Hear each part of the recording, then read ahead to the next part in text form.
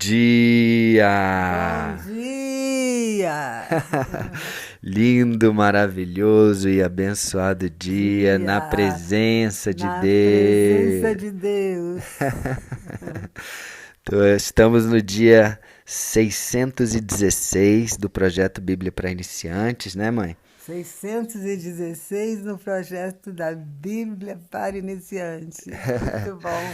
E a minha mãe e eu fizemos aqui um estudo, né, mãe? Um É, estudo bem legal, muito bom. muito bom. Esses quatro últimos versículos do capítulo 3 de segunda Timóteo, segunda carta de Paulo a Timóteo. Olha que forte essas palavras que a gente vai ouvir, que a gente vai estudar hoje. Olha só. Muito bem. Então, depois de Paulo ter falado dessas pessoas enganadoras, que enganam, que são enganadas, pessoas de coração mal, né? Um coração não mal pela essência, mas mal porque se deixaram enganar, se deixaram contaminar pela maldade, pelos prazeres da vida, pela ganância, pelos desejos da carne. E Paulo fala para Timóteo agora, do versículo 14 até o 17. Olha que lindo.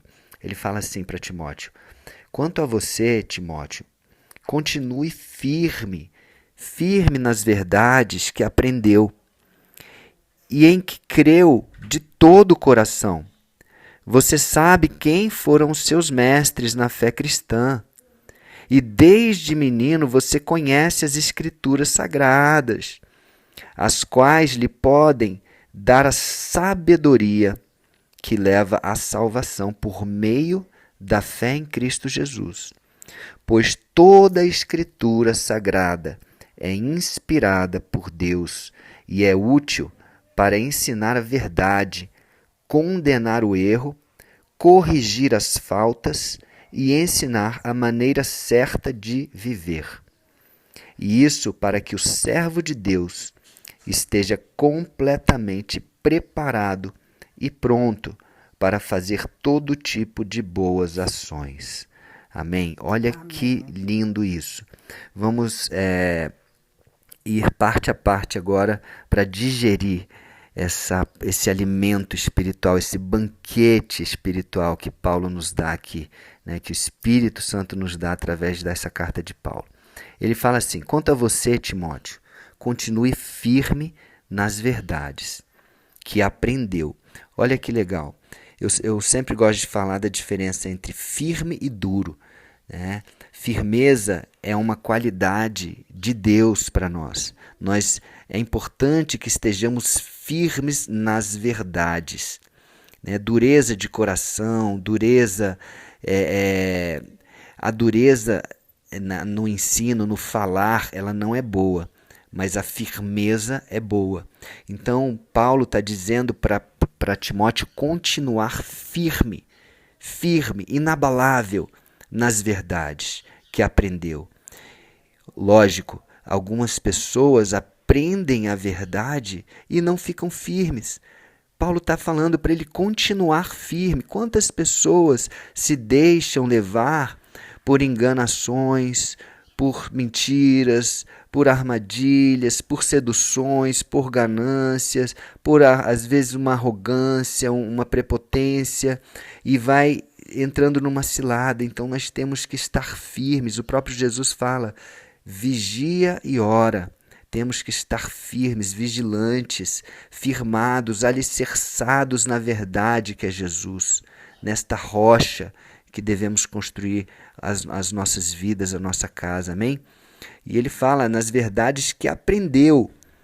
Então, nós aprendemos a verdade e que creu de todo o coração. Olha que legal, de todo o coração. O legal é entender que Deus está sempre olhando para o nosso coração. Ele não olha o exterior, ele não olha as aparências, ele olha o coração. Eu gosto de circular, toda vez que eu acho na minha Bíblia a palavra coração, eu circulo ela, porque para mim é a chave de uma vida bem-sucedida, de uma vida com Deus, é ter o coração puro e aberto para as coisas de Deus. Então vejo que na Bíblia a palavra coração ela é recorrente, tem muitas vezes desde o Antigo Testamento, né? Lá no Antigo Testamento fala amar a Deus de toda a sua alma, de todo o teu entendimento, de toda a sua força e de todo o seu coração. Então, nós devemos estar sempre sondando o nosso coração, limpando o nosso coração das amarguras, da falta de perdão, da raiva, de tudo aquilo que é ruim, para que o nosso coração seja um terreno fértil para a palavra de Deus. Né? Na própria parábola do semeador, né? Aquele que foi jogar sementes, e ele compara os terrenos com o coração. A terra boa é um coração bom, é um coração puro para receber a palavra que é a semente, e aí essa palavra frutifica na vida da pessoa. Amém? E ele continua, Paulo continua falando para Timóteo, você sabe quem foram os seus mestres na fé cristã. Mais uma vez aqui Paulo falando da importância da referência, né, de mestres que têm que são firmados na palavra, que também tenham um coração puro e bom. Né? Temos de ter essas referências. E Paulo estava sendo uma dessas referências para Timóteo. E ele continua, desde menino, Timóteo, você conhece as Escrituras Sagradas, as quais lhe podem dar a sabedoria que leva à salvação. Timóteo, ele foi instruído pela mãe e pela avó nas Escrituras Sagradas, assim como Paulo também foi instruído. E as Escrituras Sagradas, se a pessoa tiver um coração puro e não religioso, né? Porque muitas pessoas religiosas, elas fecham o coração para as coisas de Deus e se apegam a uma religião, a uma doutrina, mas Timóteo não. Timóteo, ele tinha um coração puro e as Escrituras Sagradas fizeram tanto quanto que ele, quanto a mãe e a avó, recebesse sabedoria para que levasse a Cristo e a salvação que vem por meio da fé em Cristo Jesus. Eu estava lendo aqui com a minha mãe Isaías capítulo 53. Se você puder ler aí também, você vai ver que lá em Isaías capítulo 53, Isaías, a partir do versículo 2 até o final desse capítulo, está falando de Jesus. Né? Então, a Bíblia, as Escrituras Sagradas já estavam, desde lá do Antigo Testamento, apontando para a vinda de Jesus, o Messias esperado, aguardado. Né? Então, olha só, as Escrituras Sagradas, as quais lhe podem dar a sabedoria, tá? Elas dão a sabedoria que leva à salvação. Quer dizer, a salvação não vem pelas Escrituras, a salvação vem por Jesus. Né? A salvação por meio da fé em Cristo Jesus. A fé em Cristo Jesus nos dá a salvação, mas as Escrituras Sagradas nos dão a sabedoria. Olha que lindo isso. As Escrituras Sagradas nos trazem sabedoria e a fé em Jesus nos traz a salvação. O bom é saber que através das Escrituras nós conseguimos uma sabedoria que nos leva à salvação. Amém? Por isso é importante nós buscarmos a sabedoria das Escrituras Sagradas.